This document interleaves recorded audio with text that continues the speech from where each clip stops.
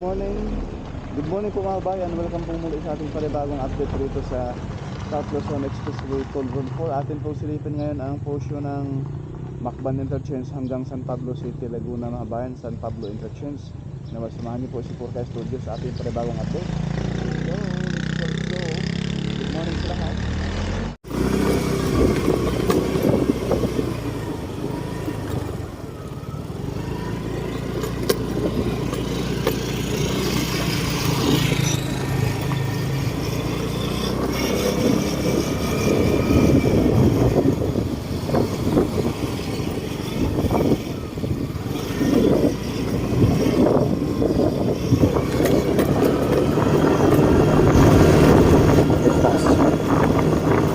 Ito yung portion ng barangay San Vicente papuntang San Pedro, barangay barangay San Pedro. Santo Tomas City, Batangas mga kabayan. Dito rin may ano na may mga railings na rin yung dun brand side. Ganda tingnan.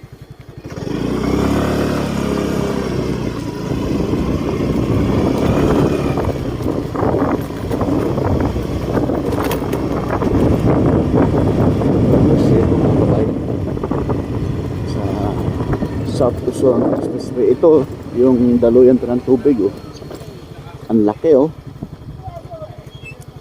Yan mga kabayan oh. Daluyan ng tubig. Gumawa sila rito.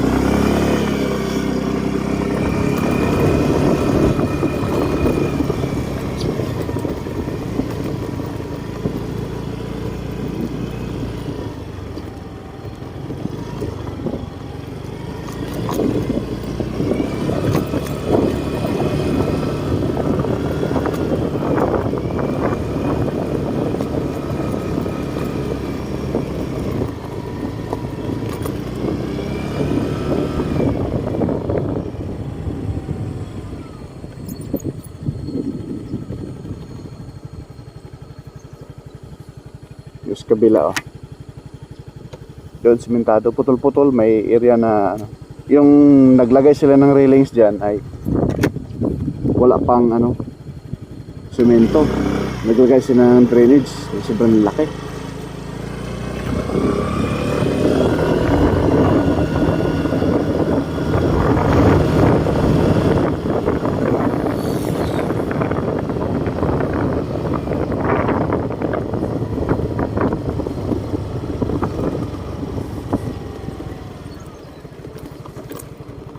Dito sa portion ng mga bayan, magkakaroon dito ng ano, tulay. Ayun oh, may ginawa na sila dyan.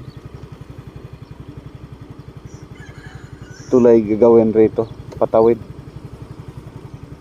Yung pakanan, papuntang Maharlika Highway. Sige, tayo.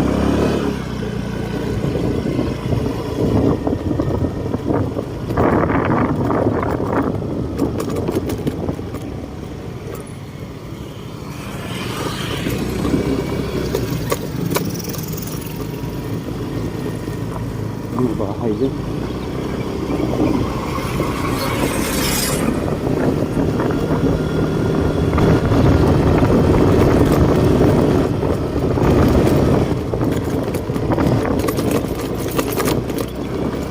Ito yung barangay San Pedro.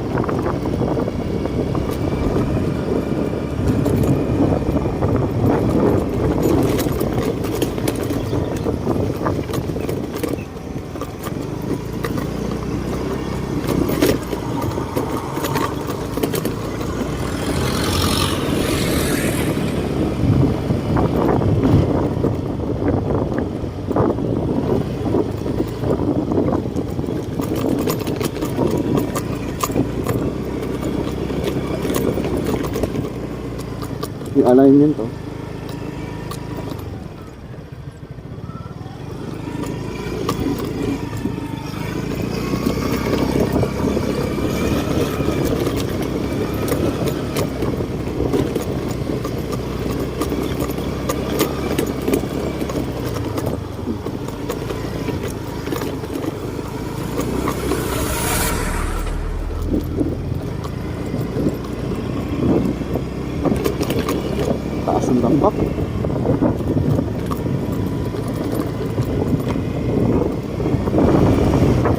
Grabe ang tambak.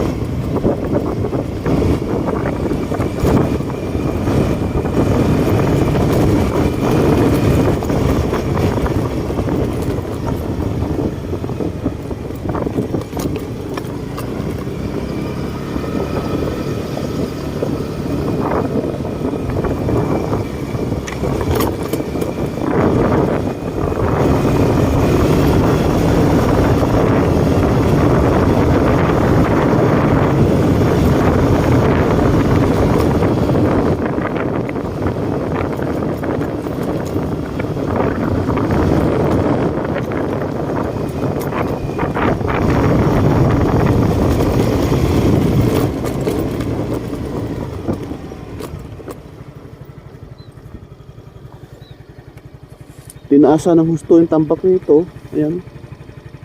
Kitang-kita rito ng Tagaytay mga bayan, no? Yung mga building row, no?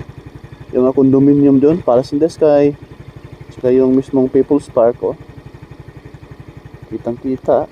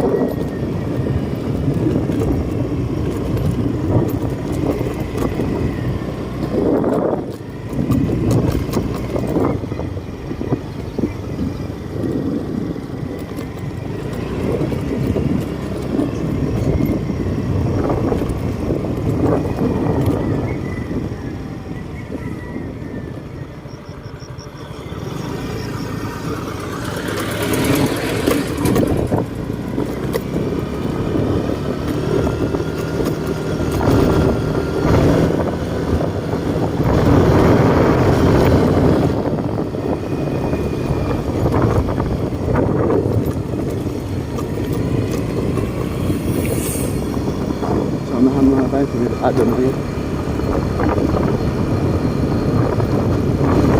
Matagal nito rito sa merkado.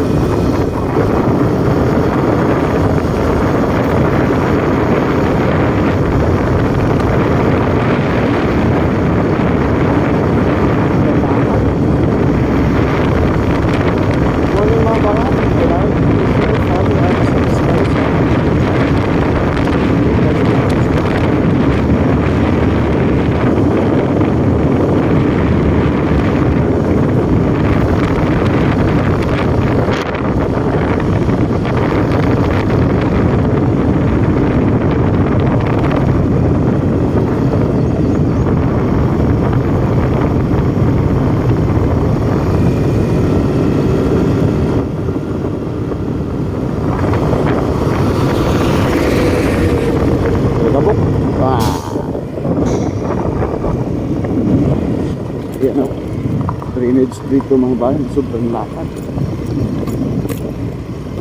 Okay.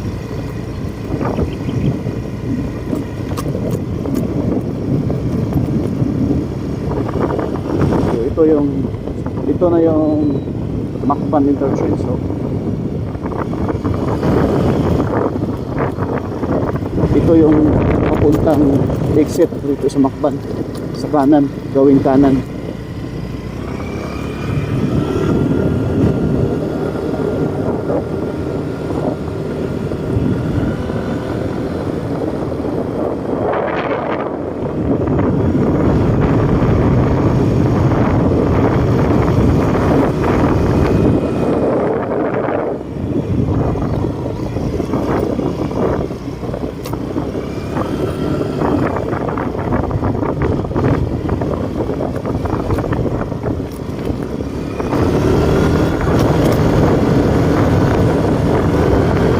Dito, siminto ko na naman bago mag-tulay.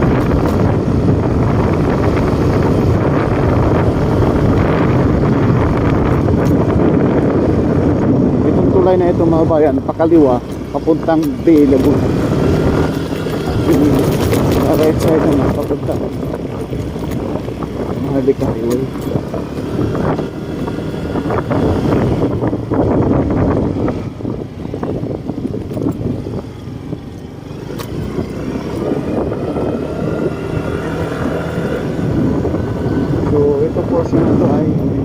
mababa, nasa 100 meter or 80 meters.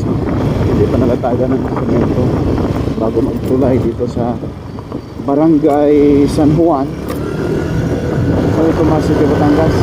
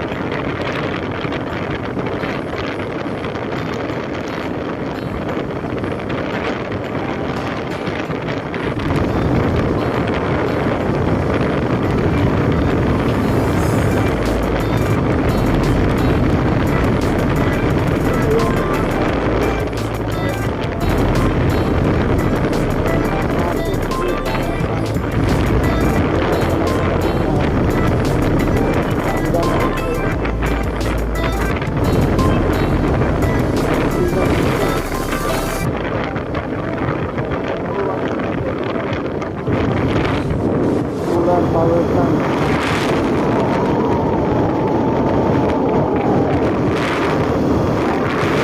Parang dagat.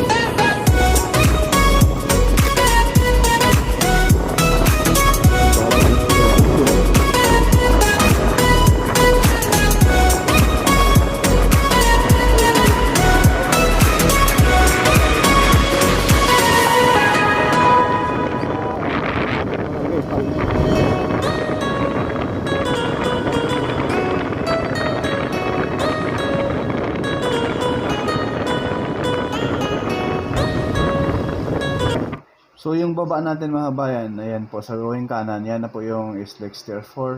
So dati dyan ay hindi pa simentado, yung halatang halata po mga bayan yung bagong latag na concrete cement sa gawing right side natin. So yung kaliwa na Mala Expressway din, yan na po yung Alaminos San Pablo Bypass Road. So ayan po sa unahan, kitang-kita po natin yung mismong ginagawang overpass dyan sa Barangay Palma, Alaminos, Laguna. So napakaganda tingnan mga bayan, no? At yan na po yung tulay na kung saan tapos na rin mga bayan. So yan po yung mga tingi-tingi na hindi pa na latagan ng concrete cement dati, last update natin. So may nalatag man sa bandang kanan, one lane pa lang, pero ngayon ay halos kumpleto na. So abang-abangan po natin sa next update, ay sigurado po ito ay buo na po ito tapos. Ayan po, may kulang pa isang lane magkabilaan po mga kabayan bago mag-bridge dito po sa Barangay Palma, Alaminos, Laguna. So masisilayan po natin rito mga bayan, yung overpass doon sa dulo ay malapit na rin po yung mabuhusan, yung flooring pinakataas mga bayan. So ayan na po yung Barangay Palma sa portion na yan, no? May sa gawing right side. Yan po yung ginagawang overpass dyan mga bayan. So ang expressway is SLEX Tier 4 sa ilalim ang daan. Napakatuwid mga bayan, no? Doon sa pinakadulo ng diyan po tayo dumaan kaganina mga bayan. Yung may ground shot tayo, no? Kasama sa ating vlog ngayon. So panoorin niyo lang po at pakiusap wag po tayo mag-skip sa ads. Napakalaking tulong na po yan Porque Studio, hindi man sikat pero nag-aabot ng balitang tapat. Sana all! Ingat po sa pagbiyahe mga bayan. At huwag po masyadong magpabilis pagtakbo dahil alam naman natin ay delikado. Ingat po, no, sa biyahe. Lalo na po sa ito yung alternatibong daan niya ang Alaminos San Pablo Bypass Road mga bayan. Sisilipin rin po natin mamaya, no, kung ano na po ang progress doon sa sinabi ni DPWH Secretary Dizon na kung saan yung 350 meters na hindi tapos itong Alaminos San Pablo Bypass Road doon sa may Barangay San Miguel, San Pablo City ay tatapusin di umano bago mag-December. Sana matupad po yan. Tapos na rin ito.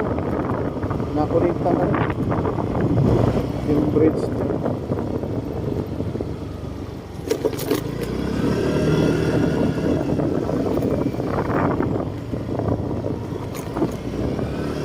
Dito sa portion na ito tapos na rin.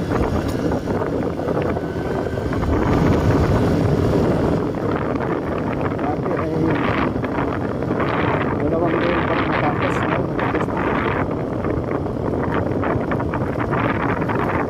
So hanggang dito lang muna mga bayan yung ating update rito po sa SLEX Tier 4. Nagsimula po tayo roon sa Barangay San Miguel, San Tomas City, Batangas, yung progress doon. At mag-i-end tayo rito sa pinaka-interchange ng San Pablo interchange. So ayan po yung harapan natin. Yan na po yung pinaka-interchange ng SLEX Tier 4 San Pablo mga bayan.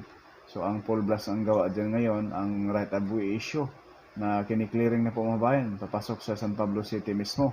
Kabang-abang po yan. Paki-like, paki-share, follow at subscribe na rin sa ating YouTube channel mga bayan. Ito ay, ayan yung mga damo-damo ay gumapang na po dito sa expressway. Porque Studio, hindi man sikat, pero nag-aabot ng balitang tapat. Paki-subscribe rin po mga bayan at huwag po tayo mag-skip sa ads. God bless po sa lahat.